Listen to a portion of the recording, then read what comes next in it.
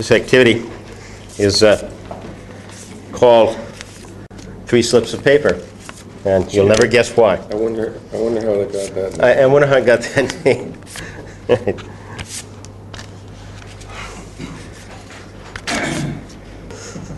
Or 2 slips, but today you're getting an extra slip. 2 slips and a bonus? Yep.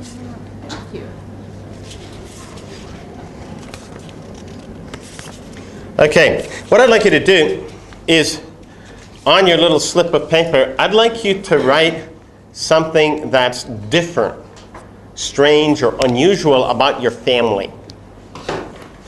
Okay? Something that's different or strange or unusual about your family. Don't sign it, and don't show it to anybody. For goodness sakes, make sure that you do this secretly. 3 things? Yeah, 3 different things, one on each little slip of paper, please. Do we have to be truthful? Or No, as a matter of fact, you can lie to your heart's content.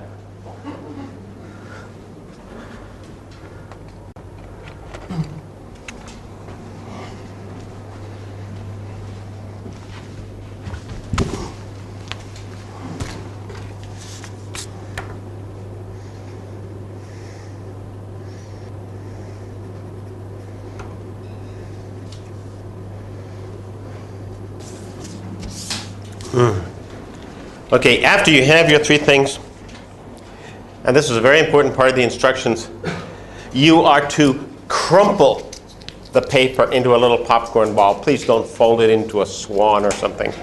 Okay? I know, this is very hard. In Japan, it's terribly hard to get people to do this. There's a gene in the Japanese body that says that thou shalt not crumple. You know, so crumpling, we're trying to kind of break the mold here. You know, you'll hear a lot of serious groaning going on in a Japanese classroom. And it should be a little popcorn ball. Please, Paul, don't make it into a spitball, Paul, please. Okay. I know Paul was thinking spitball all the time. I read his mind. Okay, crumpled but no spitballs. Little popcorn balls would be nice. You know, bouncy little popcorn balls. Okay, no folding. Crumple. You know, spindle and crumple. Not too crumpled, but crumple. And all of this has a reason. Everything has a reason here. Okay, see, there's a reason for the hat. Yep. Okay, and then put them right in the hat there. Okay, see these crumpled things mix better. Folded things don't mix well at all. Okay, toss them right in there. That's all right, that's all right. We can get back around here. Any more? Contributions. Take 3, right? Take 3, yeah.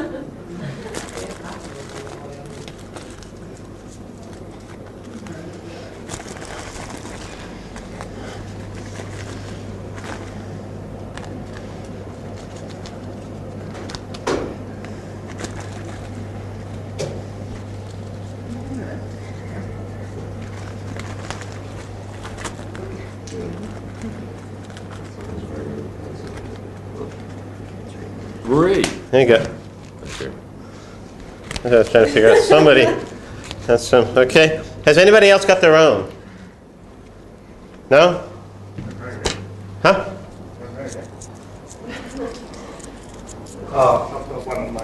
You got one of your own. Okay.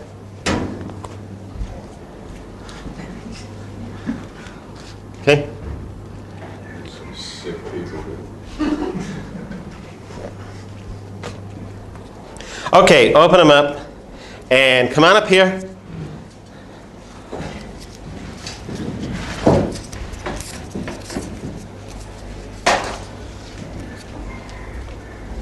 Okay, and what you want to do is you want to go around to the person and you ask the question, were you conceived a month before your parents adopted a child? No, I wasn't. Okay, when you find the person, you write the name on it, and the point is to try to find all 3 people, okay? Were you conceived a month before your parents adopted a child? No. Never. Husband and wife sleep in separate rooms. Sister was Miss Connecticut. Is your sister missing in our house? Your mother was the youngest of 13 children. Do you have no family? Is your father married to your sister? Were you conceived a month before your parents adopted a child? If your family are all made sure, so you don't know. Whose family is the dysfunction? Were you conceived a month before your parents adopted a child? No. Is your father married to your sister? No. Hey, was your uncle Is your father's best friend? Is your family related to the X-Men? No. Were you conceived a month before your parents adopted a child? Is your father married to your sister? Rob, what is are you, Rob? Do you have more cousins because you're born in the lab? Are you one of them?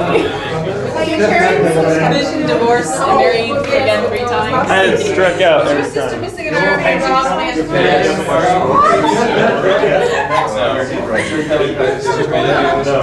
Are you only sing to each other and never talk? No. Were you conceived a month before your parents adopted a child? Am I, sorry, are you one of 12 brothers? No. Because you were born in the lab. Is your family related to the X-Men? All the males in your family. You all hate each other? Huh? You all hate each other? No. Is your father married to your sister? That's right.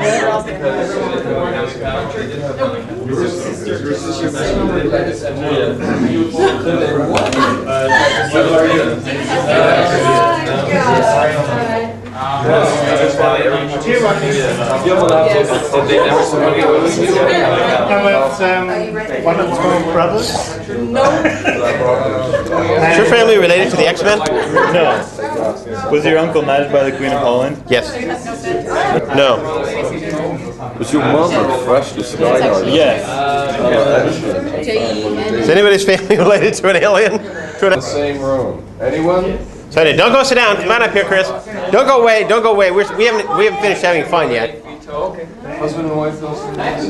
Okay. Get into kind of a loose circle here. Before we start losing people.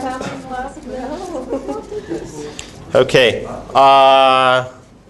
So if you haven't gotten anything, just get in the circle and you have a chance to ask the whole group now.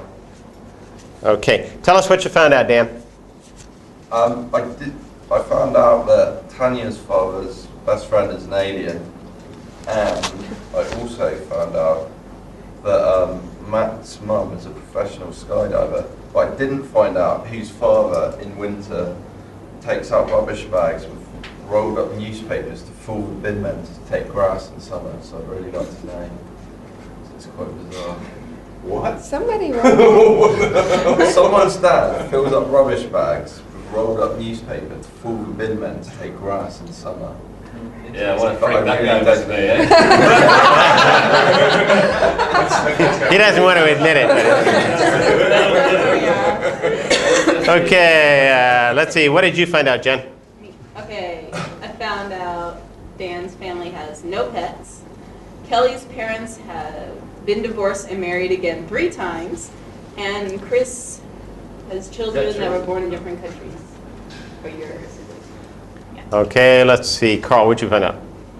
Found out that Rob's brother is 15 years younger than he is, and that Jen's family, that each member speaks 5 languages, and I'm not sure, but someone's brother is 8 feet tall. Must be good. Whose brother's 8 feet tall? Come on, you have to admit it now. All right. He's 6'4", close. Yeah, same thing. Okay, let's see. Bob, what'd you find out? I found out that Terry is one of 12 brothers, all named after the disciples. Matthew, Mark, Luke, and Sarah. He's my favorite. Jen's family never talk to each other, they only sing. And Paul, their family hate each other. Okay, let's see. Paul, what'd you find out? I found out that Dave's sister was Miss Connecticut. Tanya's mother is the youngest of 13 children, and Chris's mom and dad sleep in separate rooms. Okay, let's see. Rob, what'd you find out? The only thing I found out is that Chris's husband and wife never eat together, and I was going on the handwriting. What else do you want to find out? What have you got there? Who who Okay, I would like to know who is the son of... to require a sufficient amount of language so that they can, well, at least imagine things, and that people will come up with different things, doesn't it? Because the problem is if you said something about what's your favorite food, okay, what would be the problem with the choreography here? If you say, write down 3 different things you'd like to eat. Everybody could have the same 3 things. You could have a lot of things that would be similar. I haven't done this, but I think you could do it, and then you'd give them a different instruction. Go find the people that have the same answer as you do, and then get into a group, and then have them announce to the class. So a similar choreography probably could be used, and there now you can use at a lower level. This particular instruction, however, does not work. Okay. Can you think of other instructions that might work at the intermediate level, say?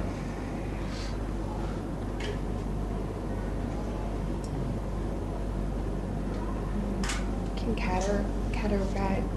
categorize. How do you say that?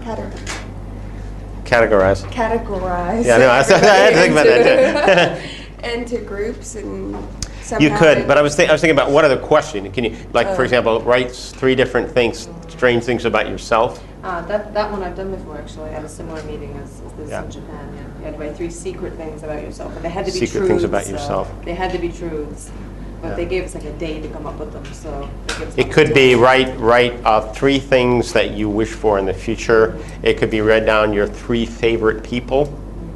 You know, again, if you think about it, it takes a little bit, but this is what this is your job here. I'm here to plant seeds.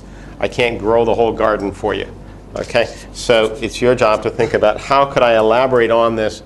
How could I think of different questions that would be related to the context of my lesson? Okay, write down 3 things that are healthy for you. 3 unusual things you do when you get sick. Okay. Let's go back through the procedure here. How do we do this? Again, let's just try to print this on your mind a little bit. How do you do it? What's the first thing you do? You hand out the paper. Okay. Is 3 important? I don't know, but I've tried 1 and more, and 4 or 5, and the 3 seems to work well. The others don't seem to work as well. Seems a manageable number. Seems to be a manageable number. Also has to do with time management.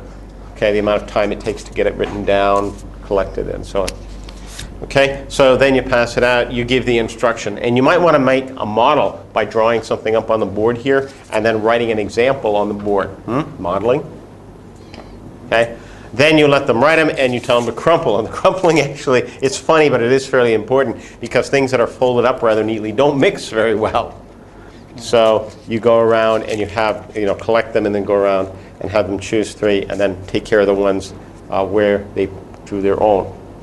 It is important to get them up, bring them out into the middle of the classroom or some other place, like up front of the classroom if necessary, and you can get away with it. You could always go out in the hallway or some other location where they're not constrained by the desks, can move around fairly easily. Actually, I've done this in a lot of classrooms where they're all in rows, and that actually seems to work okay, is they can move around a little bit as long as the rows aren't too tight. I think making it so that you can actually lie about the response makes it a lot easier for people to write something. Yeah, I think it does. And again, then you have to get to the point where they understand that it's okay to lie. Yeah. You can say imagine, lie. You can write an imaginary answer, for example, might be another way to put it. Yeah. Then let people go around. Don't wait to the last minute for everybody to get it, because somebody will do exactly what Chris did, is they'll go sit down. And of course you want to watch and say, okay, everybody get into a circle now. Now tell us about what you found out. It's fairly good language practice because it asks you to change a statement into a question. And then once again you have to modify it into Paul says he was, something like that, to restate it, to talk about somebody else. But again, remember that the focus is on the message. It's not on the language practice. That doesn't mean we don't have language practice. Yes, we did have language practice, but the focus wasn't on the practice. The focus was on finding out things. So, questions?